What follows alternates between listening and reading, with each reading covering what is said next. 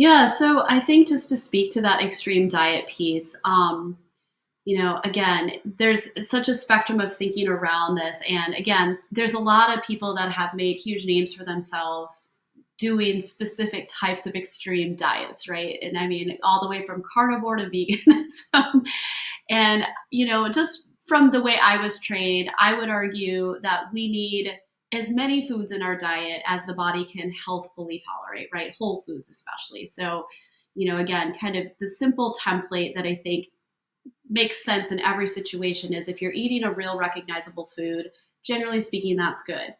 Now, the reality is with the gut health camp, there definitely are people I've found just in my experience and then my own personal experience living at that to say that they're going to be able to get to a place of being able to eat anything and everything for the rest of their lives if we quote unquote heal their gut is probably not realistic. So, the I guess the real kind of strategy there is to get get to a place where their diet can be as expansive as possible and they find joy in food and they have as much variety as possible, but we're still able to maintain relatively normal healthy gut function and bowel movements, right? And so the strategy I always take with the majority of clients in the beginning is that, hey, you're coming to me because you're struggling. And the majority of them, honestly, are on a standard American diet, just a standard, mostly processed foods diet.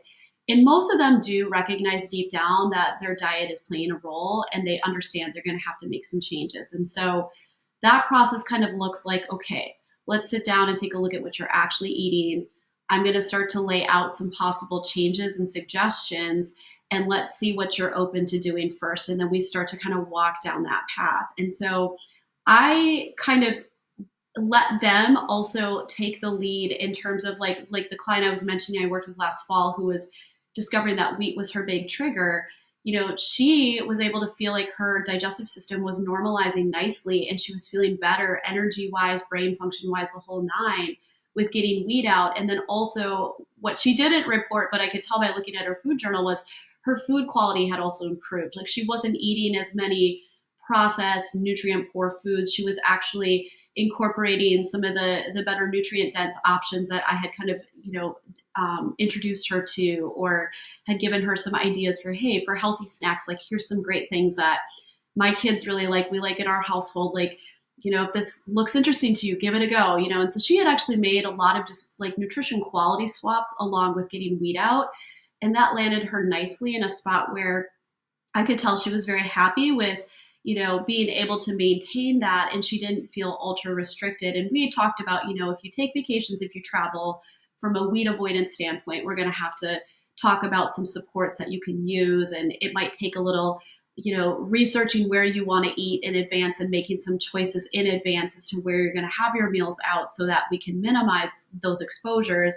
She was totally okay with that. So, on the other end, some people find that they end up having to remove more foods than wheat. And it really kind of becomes this individual thing where, with every client I work with, we try to find this sweet spot of, where we can get them diet wise to a place where their gut is functioning well, but they also don't feel unusually psychologically stressed or, I would even say psychological stress at all. Like, they might find that at home they're maintaining a certain way of eating that keeps their gut functioning well.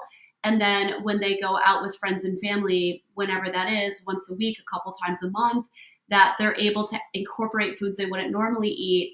They may or may not have a little bit of a setback, but that's okay. That's kind of that sweet spot for them to kind of have the lifestyle and social connections they want and still feel like they've maintained their health gains. So I guess to kind of answer that question, Leigh, I would say I don't think that being in a super restricted diet without doing deeper testing on the gut to get to the root of like, are we seeing parasites? Are we seeing bacterial imbalance? Are we seeing digestive dysfunction, right? Like those things, in my opinion, should also be part of that deeper process of discovery to really figure out, okay, can we correct some of these things so that you're not stuck on this really limited diet. Thanks for watching this video, and you can find the full-length podcast episode here on this channel, or you can head over to Apple Podcast or Spotify, and don't forget to like this video.